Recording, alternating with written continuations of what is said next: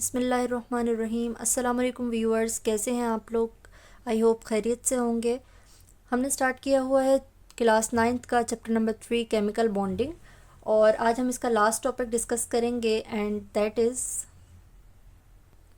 Intermolecular forces of attraction. अब intermolecular forces of attraction का क्या मतलब हुआ? इंटर का मतलब होता है दरमियान और मॉलिक्यूलर का मतलब है मॉलिक्यूल।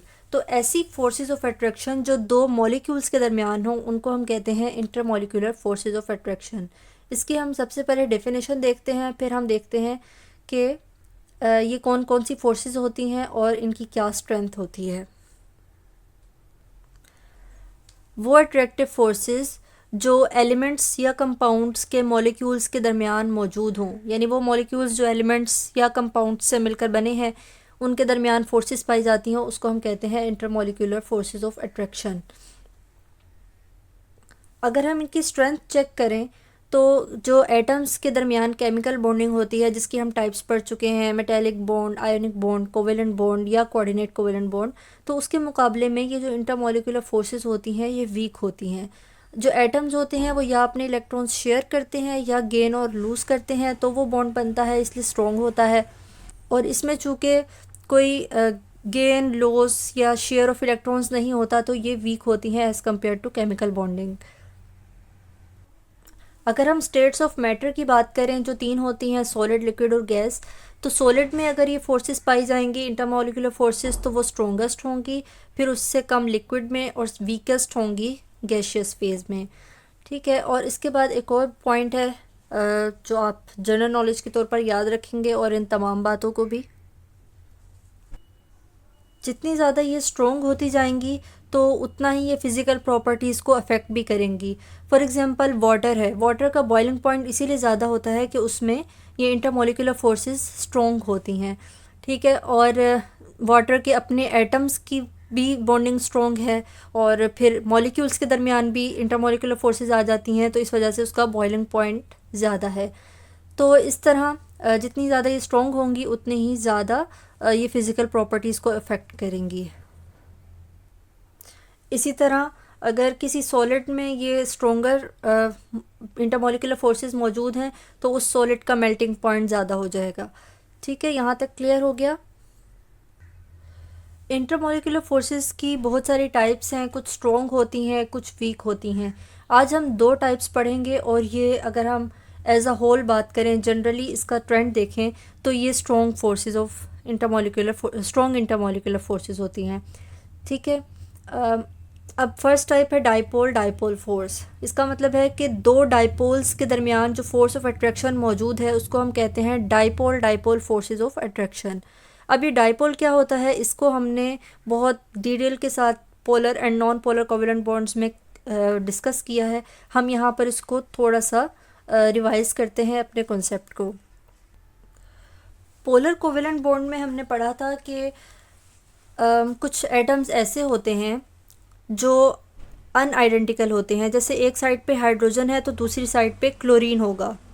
अब इनके दरमियान जो कोवेलेंट बॉन्ड बन रहा है वो कैसे बन रहा है कि एक इलेक्ट्रॉन हाइड्रोजन शेयर कर रहा है और एक इलेक्ट्रॉन क्लोरीन शेयर कर रहा है।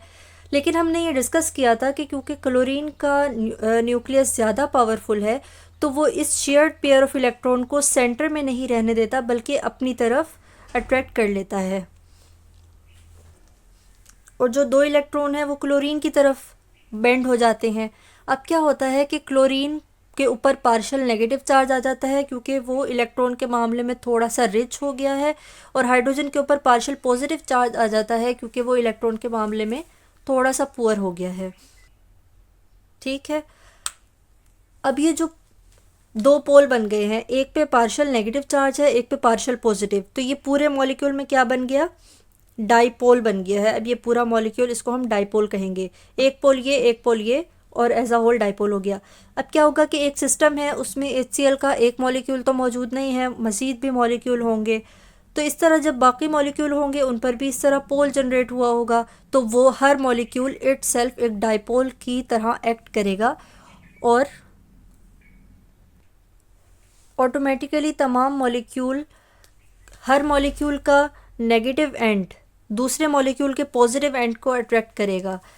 ठीक है। और इसी तरह ये एक पूरी चेन चलती जाएगी और इसको हम कहते हैं dipole dipole forces of attraction.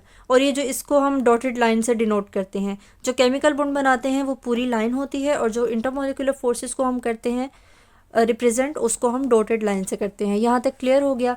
तो डाइपोल डाइपोल फोर्सेस या हाइड्रोजन बॉन्डिंग ये इंपॉर्टेंट लॉन्ग है, खासकर हाइड्रोजन बॉन्डिंग। तो इसमें आप लोगों ने यही बताना है, इसकी डेफिनेशन बतानी है, फिर एग्जांपल देनी है, फिर इसके रीज़न आप लोगों ने बताना है कि क्योंकि एक एंड पॉजिटिव होता है और दूसरा एंड नेगेटिव होता है, और दूसरे मॉलिक्यूल में भी यही सिचुएशन होती है, तो एक मॉलिक्यूल का नेगेटिव दूसरे मॉलिक्यूल के पॉजिटिव को अट्रैक्ट करता है, and so on.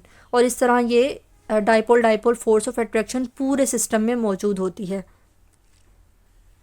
Intermolecular forces की नेक्स्ट टाइप जो हम पढ़ेंगे वो है हाइड्रोजन बॉन्डिंग। हाइड्रोजन बॉन्डिंग का जो मैकेनिज्म है बिल्कुल डाइपोल डाइपोल फोर्स जैसा है। इसमें सिर्फ एक छोटी सी बात का डिफरेंस है, और वो ये कि अगर हाइड्रोजन का बॉन्ड होगा फ्लोरीन, ये जो ग्रुप 7 में मौजूद है, ऑक्सीजन जो ग्रुप 6 में मौजूद है, और नाइट्रोजन जो ग्रुप 5 में मौजूद है, हाइड्रोजन का अगर इन तीन में से किसी एक के साथ कोवेलेंट बॉन्ड बनेगा तो उन मॉलिक्यूल्स के दरमियान जो फोर्स ऑफ अट्रैक्शन होगी उसको हम हाइड्रोजन बॉन्डिंग कहेंगे। ठीक है। और अगर हाइड्रोजन का किसी और एटम के साथ हो रहा है, जैसे हमने क्लोरीन की एग्जांपल देखी, या हम किसी और की एग्जांपल देखते हैं, ब्रोमीन की देखते हैं, तो उसमें हाइड्रोजन बॉन्डिंग नहीं कहलाएगा, वो कहलाएगा dipole dipole force of attraction. हम इसकी डेफिनेशन देख लेते हैं। The force of attraction among molecules, उन मॉलिक्यूल्स के दरमियान where hydrogen is covalently bonded to highly electronegative atoms, जहाँ पर हाइड्रोजन का कोवेलेंट बॉन्ड बना हो किसी भी हाईली इलेक्ट्रोनेगेटिव एटम, यानी कि फ्लोरीन, ऑक्सीजन या नाइट्रोजन में से किसी के साथ, तो उसको हम कहते हैं hydrogen bonding. For example water हो गया, फॉर एग्जांपल HF हो गया। ये इसलिए है कि हाइड्रोजन का जब फ्लोरीन, ऑक्सीजन या नाइट्रोजन में से किसी के साथ बॉन्ड बनता है तो वो हाईली पोलर होता है। इन तीनों की इलेक्ट्रोनेगेटिविटी यानी कि इलेक्ट्रॉन को अपनी तरफ अट्रैक्ट करने की एबिलिटी बहुत ज़्यादा होती है और हाइड्रोजन की बहुत कम होती है, तो ये एक बहुत ज़्यादा पोलर बॉन्ड क्रिएट होता है। इसलिए हमने इसको डाइपोल डाइपोल से अलग कैटेगरी में रखा हुआ है। अब अच्छा, आप लोग इस स्ट्रक्चर को समझने की कोशिश करें। ये एक वाटर मॉलिक्यूल है, ऑक्सीजन ने 2 कोवेलेंट बॉन्ड बनाए हैं हाइड्रोजन के साथ। ठीक है। अब ऑक्सीजन इलेक्ट्रोनेगेटिव है, ये क्या करेगा, किसी और वाटर मॉलिक्यूल के पॉजिटिव एंड को अट्रैक्ट करेगा, और वो पॉजिटिव एंड क्या है, हाइड्रोजन। ठीक है। तो ये देखें, इस वाटर मॉलिक्यूल का जो नेगेटिव एंड है यानी ऑक्सीजन, उसने इस वाटर मॉलिक्यूल के पॉजिटिव एंड यानी हाइड्रोजन को अट्रैक्ट किया, और ये जो दरमियान में ब्लू डॉटेड लाइन है ये हाइड्रोजन बॉन्डिंग को रिप्रेजेंट कर रही है। इसी तरह दूसरे वाटर मॉलिक्यूल के भी पॉजिटिव एंड को उसने अट्रैक्ट किया। अब ये जो वाटर मॉलिक्यूल है जिसका पॉजिटिव एंड यहाँ मौजूद है, ये किसको अट्रैक्ट करेगा, नेगेटिव को करेगा ना, तो ये दूसरे मॉलिक्यूल के ऑक्सीजन को अट्रैक्ट कर रहा है। इसी तरह सेंट्रल मॉलिक्यूल, यानी मैं वैसे इसको सेंट्रल कह रही हूँ आपको समझाने के लिए, कि इसका जो दूसरा हाइड्रोजन है वो भी इसी तरह किसी दूसरे ऑक्सीजन को अट्रैक्ट करेगा, और इसी तरह ये चेन चलती जाएगी। फॉर एग्जांपल ये वाला ऑक्सीजन किसी और हाइड्रोजन को अट्रैक्ट करेगा, ये वाला हाइड्रोजन किसी और वाटर मॉलिक्यूल के ऑक्सीजन को अट्रैक्ट करेगा, एंड सो ऑन। इस वजह से वाटर में स्ट्रॉन्ग हाइड्रोजन बॉन्डिंग मौजूद होती है, क्योंकि इसमें तीनों एंड जो हैं वो दूसरे मॉलिक्यूल के पॉजिटिव और नेगेटिव एंड्स को अट्रैक्ट कर सकते हैं। यहाँ तक क्लियर हो गया। और यही वजह है कि वाटर का बॉइलिंग पॉइंट हाई होता है एज़ कम्पेयर टू अल्कोहल या बाकी अदर सॉल्वेंट्स। तो ये था हमारा आज का टॉपिक, और ये आपका लॉन्ग क्वेश्चन भी आ सकता है। आपकी बुक में बहुत प्रिसाइज सा दिया हुआ है, लेकिन हाइड्रोजन बॉन्डिंग की शायद डेफिनेशन नहीं है, तो वो आप लोग ये कर सकते हैं इजीली, कोई ऐसा इशू नहीं है।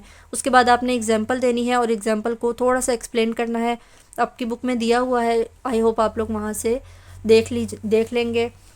तो ये था हमारा आज का टॉपिक, और अगर इसमें कोई इशू हो या कोई आप लोग फीडबैक देना चाहे तो कमेंट ज़रूर कीजिए। मिलते हैं नेक्स्ट वीडियो में। अपना ख्याल रखिएगा। अल्लाह हाफिज़।